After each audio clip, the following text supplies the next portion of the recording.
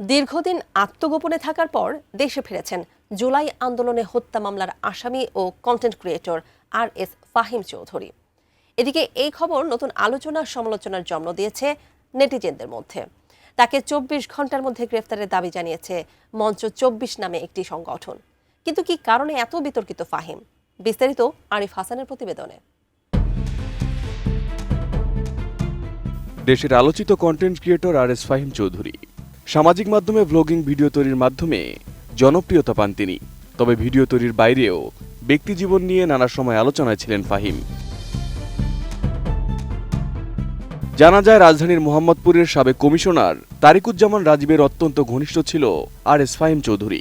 অভিযোগ রয়েছে রাজীবের ছত্রছায়ায় মোহাম্মদপুরের একটি বড় কিশোর গ্যাং পরিচালনা করতেন ফাহিম। ফাহিম সবচেয়ে বেশি সমালোচিত হন 24 জুলাইয়ে ছাত্র জনতার আন্দোলন দমনের ভূমিকায় থাকার অভিযোগে।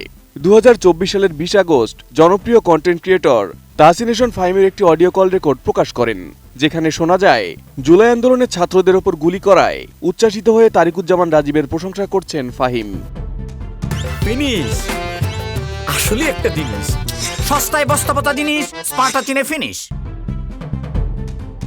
ফাহিমের বিরুদ্ধে অভিযোগ রয়েছে তারিকুজ্জামান রাজীবের সঙ্গে জুলাই আন্দোলন দমনে নিজেই মাঠে ছিলেন তিনি। সে সকল অভিযোগের বিরুদ্ধে সরকার পতনের পর বেশ কিছু মামলাও হয় ফাহিমের বিরুদ্ধে। এরপর দেশ ছাড়েন। তবে ত্রয়োদশ জাতীয় সংসদ নির্বাচনের পর আবারও গত 21 ফেব্রুয়ারি দেশে ফেরেন ফাহিম চৌধুরী। দেশে ফিরে সামাজিক যোগাযোগ মাধ্যমে গাড়ি নিয়ে শোডাউনের একটি ভিডিও পোস্ট করেছেন। এদিকে ফাহিম দেশে ফেরার পর নতুন করে আলোচনার জন্ম দিয়েছে নেটিজেনদের মধ্যে। তাকে 24 ঘন্টার মধ্যে গ্রেপ্তারের দাবি জানিয়েছে মঞ্চ 24 নামে একটি সংগঠন। এদিকে নতুন করে সবচেয়ে বেশি আলোচনা তৈরি হয়েছে সম্প্রতি ভাইরাল হওয়া জুলাই আন্দোলনের সময়কার একটি ভিডিও। ভিডিওটিতে দাবি করা হচ্ছে ছাত্র জনতার আন্দোলনে গুলি করছে মোহাম্মদপুরের সাবেক কমিশনার আওয়ামী লীগ নেতা তারিকুজ্জামান রাজীব, যেখানে দেখা যায় একজনের গায়ে গুলি লাগায় তৎক্ষণাৎ মাটিতে লুটিয়ে পড়ে। ভিডিওটিতে রাজীবের পাশে হেলমেট পরা যে ব্যক্তিকে দেখা যাচ্ছে, দাবি করা হচ্ছে সেই ব্যক্তিটি RS ফাহিম চৌধুরী।